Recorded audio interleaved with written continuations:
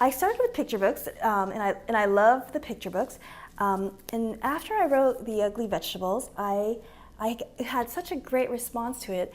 I wanted to write a sequel. And as I said, this is about my family, my mother and I. And so I tried to write a sequel, but every time I would start writing and writing, it would never fit into this format, into a picture book format. And I kept struggling with it for, I think, over 3 or 4 years, trying to get it to fit into a picture book format, until finally I said, oh, maybe it just doesn't want to be a picture book. Maybe I should just keep writing and see what happens. So I kept writing, and that became my very first novel, The Year of the Dog. And when The Year of the Dog came out, that was a really great thing that happened to me, because for picture books, what you hear, the reaction that you hear is usually from parents or little kids, very small kids, but the small kids aren't really that articulate about how much. They just say, I like it, which is really nice.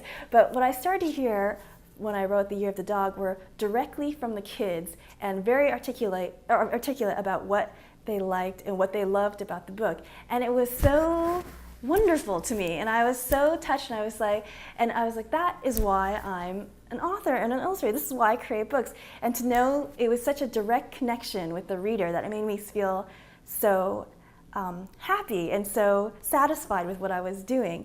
And then the best thing that happened to me was at a book signing. I was signing, I think, The Year of the Rat, and this girl came up to me, and her mother said, "We love your books. We've grown up on them."